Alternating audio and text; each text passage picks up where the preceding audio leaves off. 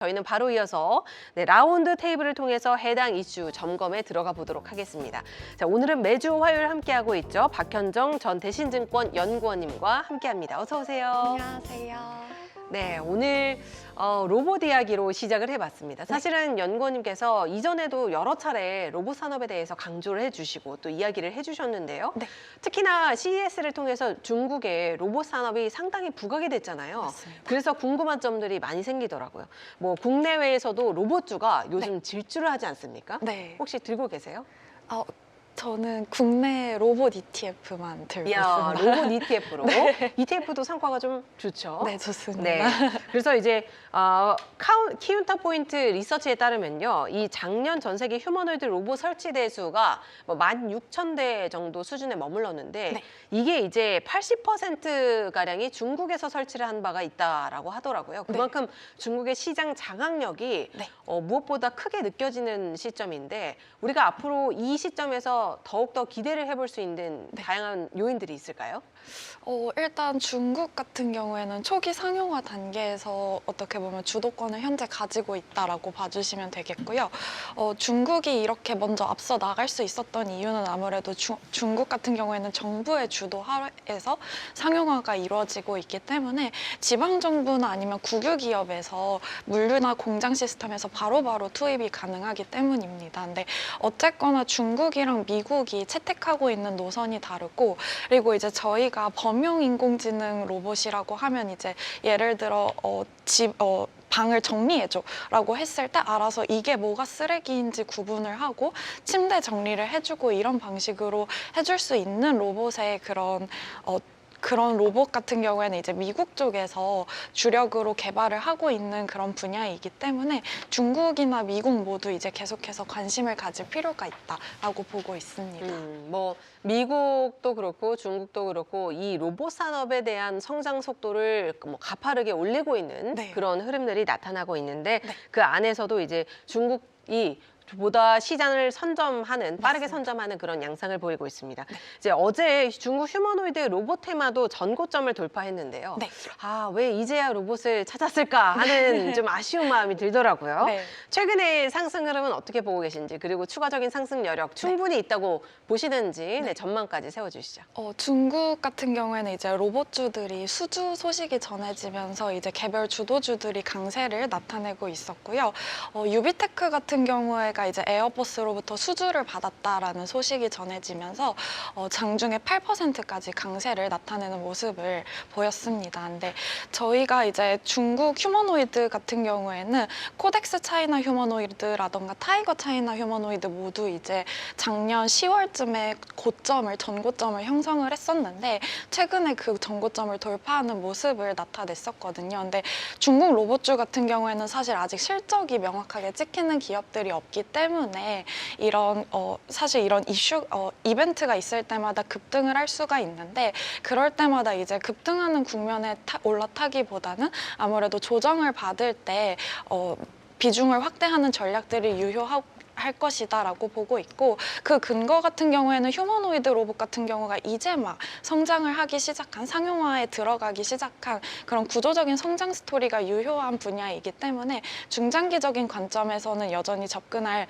그런 관심을 가져야 할 테마다라고 제시드리고 있습니다. 네.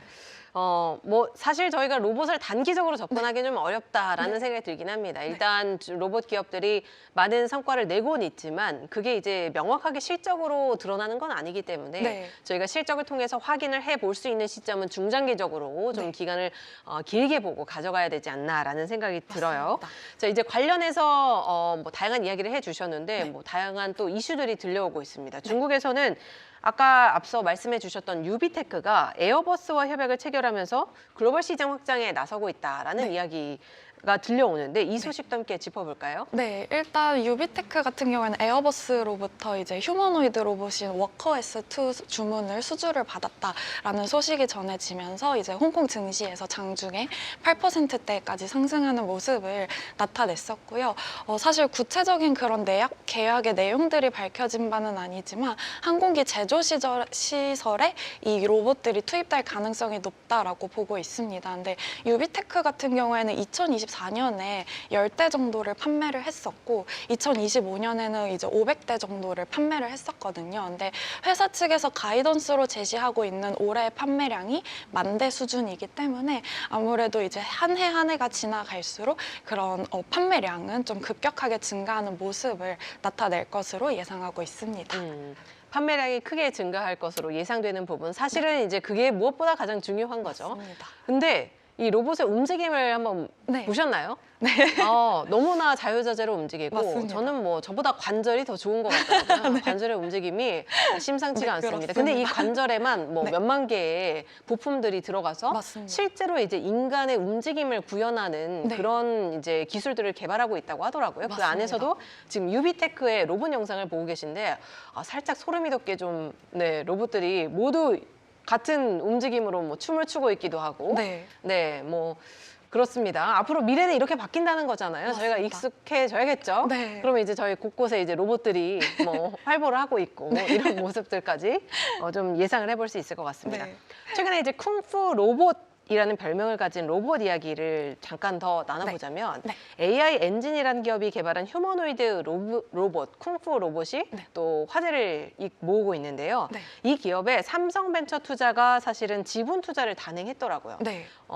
이 점을 저희가 어떻게 해석을 해봐야 될까요? 네, 쿵우 로봇 같은 경우에는 사실 이제 고난도 전신 동작, 이제 예를 들면 저희가 점프를 하는 것도 사실 관절에 그렇죠. 무리가 많이 관절 가잖아요. 아껴야 돼요. 네. 지금 슬슬 이제 그리고 이제 또 예를 들면 이제 균형을 잡는 것도 저희가 어렵잖아요. 근데 이런 다양한 모션들을 굉장히 자유자재로 구현이 가능하기 때문에 그런 점에서 이제 부각을 받았었던, 앞에 사진이 나오고 있네요. 네.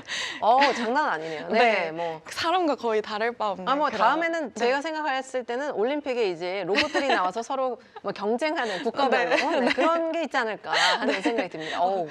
점프력이 대단해요. 맞습니다. 네. 그래서 이런 걸로 이제 부각을 받았었던 그런 로봇인데요. 삼성벤처투자 같은 경우에는 사실 삼성그룹과 이제 미래의 사업을 함께 할 수 있는 그런 기술이라던가 아니면 기업들에 선제적으로 투자를 하는 그런 기업형 벤처 투자이기 때문에 이번에 쿵푸 로봇에 투자를 하게 된 그런 펀드 같은 경우에는 삼성벤처투자의 37호 펀드입니다. 근데 57호 펀드입니다. 근데 해당 펀드 같은 경우에는 삼성전자의 미래 먹거리를 발굴하는 것을 목표로 설립된 펀드이고요. 그래서 어떻게 보면 삼성전자 입장에서 이제 저희 그 쿵우 로봇을 만든 그 AI 엔진이라는 기업을 좀 미래의 그런 협력사로서 염두에 두고 있다라고 봐주시면 되겠습니다. 네.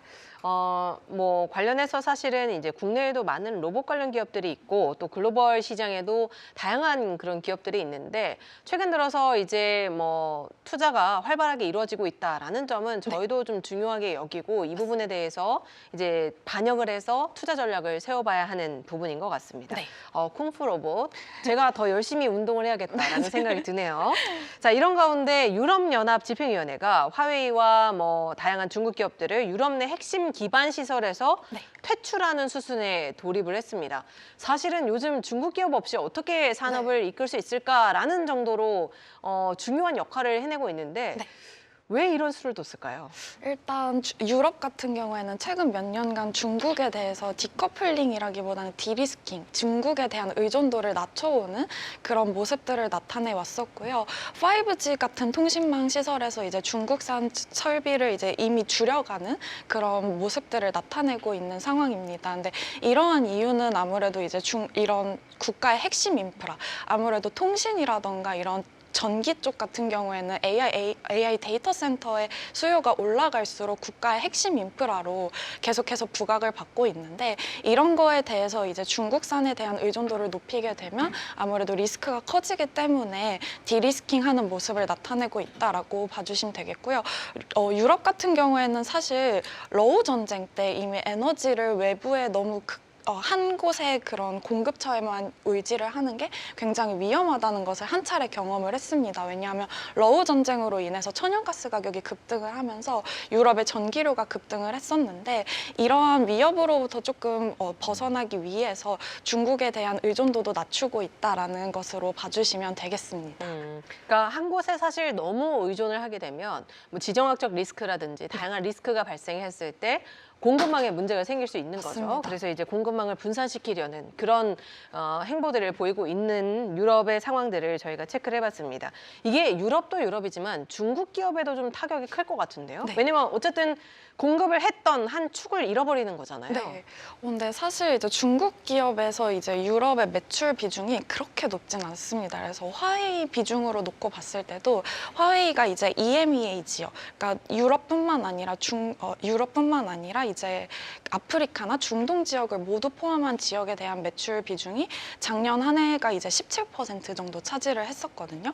근데 그러면 이제 유럽만 놓고 봤을 때는 15%도 채 안 되는 그런 비중인데 사실 단기적으로 봤을 때는 매출 타격을 약간은 입을 수도 있겠지만 이것보다 사실 더 문제인 점은 어떻게 보면 중장기적인 관점에서 유럽 시장에 대한 그런 노출도가 점점 낮아질 수밖에 없다는 점입니다. 왜냐하면 이제 저희가 통신 장비 같은 걸 놓고 생각을 해봤을 때 한 번 깔아놓으면 그거를 몇 년간 계속해서 사용하는 모습을 나타내고 그 다음에 이제 같은 기업에게 또 이제 프로젝트를 맡기는 그런 경향성을 보이기 때문에 한 번 이렇게 중국 기업들을 배제를 하기 시작하면 다시 재진입하기 어렵다는 점이 아무래도 단기적으로보다는 아무래도 장기적인 관점에서 중국 기업들에게 이제 매출과 기회, 시장의 기회에 타격을 입을 가능성이 크다라고 보고 있고요. 근데 다만 어떻게 보면 저는 이 법안이 통과가 됐을 때 단기적으로는 중국보다는 유럽에게 더 불리할 수밖에 없다라고 보고 있는데 그 이유가 이제 아무래도 이제 중국산 대신에 유럽 기업들, 뭐 핀란드의 노키아라던가 이런 기업들을 사용을 하게 되면 중국 기업보다 이제 단가가 아무래도 30%에서 40% 정도 높아지게 되는데 이 부분에 대해서 이제 유럽 정부가 그런 보조금 같은 거를 집행을 해줘야 할 텐데 유럽의 그런 재무 상태가 그렇게 건전한 상황은 아니기 때문에 부채에 대한 위협들이 계속해서 나타나고 있는 상황이기 때문에 아무래도 중국 기업보다는 유럽 정부의 더 부담으로 이제 작용을 할 가능성이 높고 그래서 해당 법안이 실제로 발의가 되고 진행이 되는지는 한번 따로 확인을 할 필요가 있다라고 보고 있습니다. 지금은 일단은 이제 이러한 정책을 좀 시행을 하려고 하는 시도들이 나오고 있는 상황이고 맞습니다. 이제 확실하게 이제 중국 기업들을 완전히 퇴출하는 그런 그 행동에 들어간 단계까지는 아닙니다. 그래서 이제 이러한 이슈들이 또 어떻게 시장의 변화들을 이끌어 올지 저희가 잘 체크를 해봐야겠습니다. 자, 오늘 이렇게 다양한 이야기 나눠봤는데요. 아무래도 오늘 이야기는 여기까지 듣도록 하겠습니다. 박현정 전 연구원님과 함께했습니다. 오늘 말씀 고맙습니다. 감사합니다.